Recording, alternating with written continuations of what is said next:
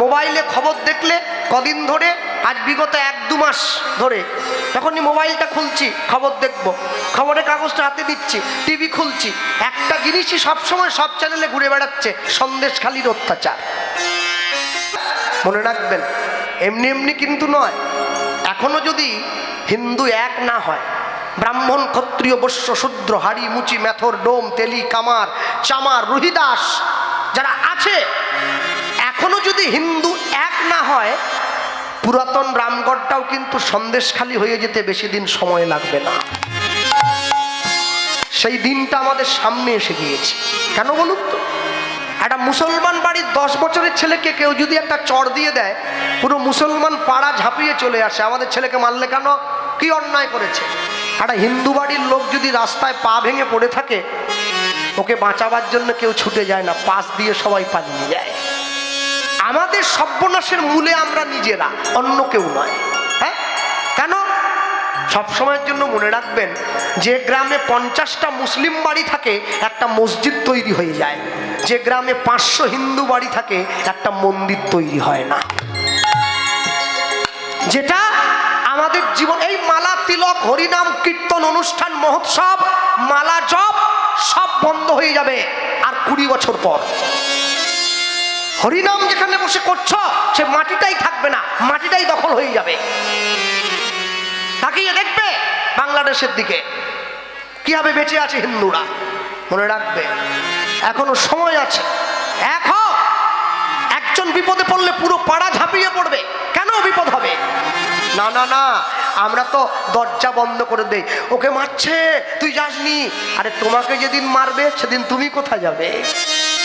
হ্যাঁ, 2 ভাই, বড় ভাইয়ের গায়ের জোরটা একটু বেশি, তো 2 ভাই যখন ঝগড়া লেগেছে, বড় ভাই ছোট ভাইকে ধরে 2টো চিমটে চড় চাপ্পড় দিয়ে দিয়েছে। ছোট ভাই কি করলো? বড় ভাইয়ের সঙ্গে গায়ের জোরে পেরে ওঠেনি, তাই ভুল ছুটে গিয়ে মুসলমান পাড়া থেকে 4টে ছেলে ডেকে এনে বড় ভাইকে মার খাওয়ালো। আমি পারিনি তো কি হয়েছে, ওরা তো তোকে মারবে। বড় ভাই যখন খুব মার খেয়েছে, অসুস্থ হয়ে গেছে, সুস্থ হয়ে ছোট ভাইয়ের ঘরে গিয়ে বলছে, ভাই সাহসটা কিন্তু তুই দেখিয়ে দিলি, আমি তোকে মেরেছি বলে তুই আমাকে মার খাওয়ানোর জন্য ওই পাড়ার থেকে 4 জন ডেকে আনলি। মনে রাখবি, একদিনকে কিন্তু ওরা দল বেঁধে এসে তোকে পিটাবে, সেই দিন কিন্তু তোকে বাঁচাবার জন্য কেউ থাকবে না। এখনো জীবনের সময় আছে। কোনদিন নিজেদের বিপদ, নিজেদের দুঃখ নিজেরা হাতে হাত দিয়ে মোকাবেলা করবে। এই অফিস কোনটা জানেন কেউ? জানেন না? পৃথিবীর প্রথম পঞ্চায়েত অফিস শিবাসঙ্গন। আর পৃথিবীর প্রথম পঞ্চায়েত প্রধানকে? চৈতন্য মহাপ্রভু। যে মানুষের দুয়ারে, আরে 500 বছর পরে দুয়ারে সরকার, 500 বছর আগে দুয়ারে ভগবান মানুষের ঘরে চলে গেছে, হাত জোড়ো করে নাম দিয়েছে।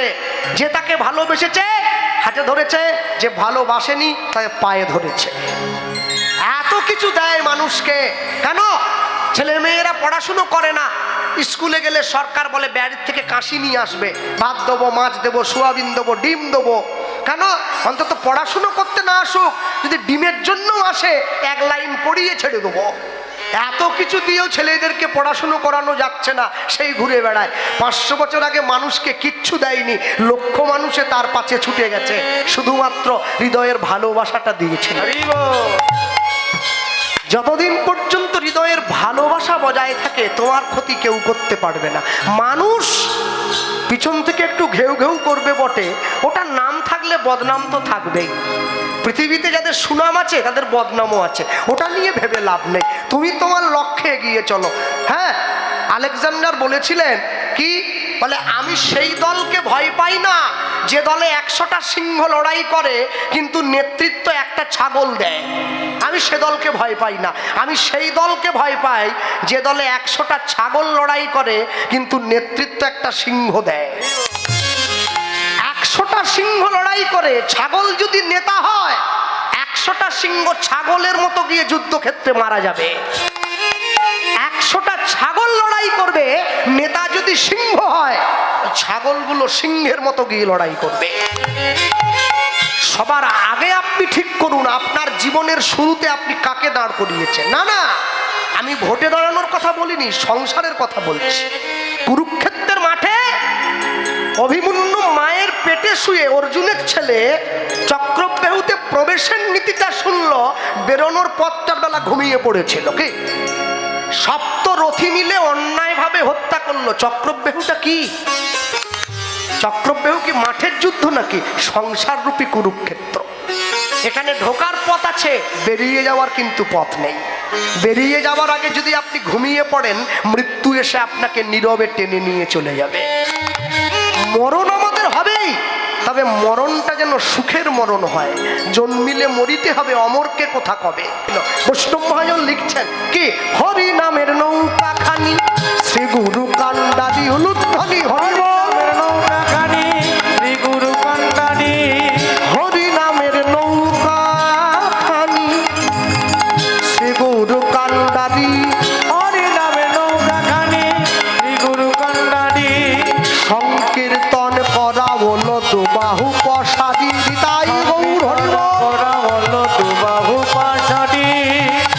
আস্তে, যে মায়েরা হাত নামিয়ে বসে আছো, আমরা কদিন আগে সন্দেশখালিতে কীর্তনে গিয়েছিলাম জানেন।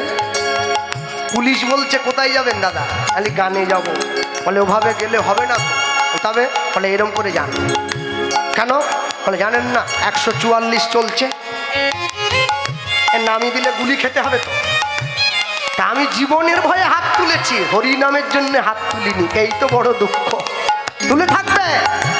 সংকীর্তন করা বলো দুবাহু প্রসাদী। হরি হরি বল। সংকীর্তন করা বলো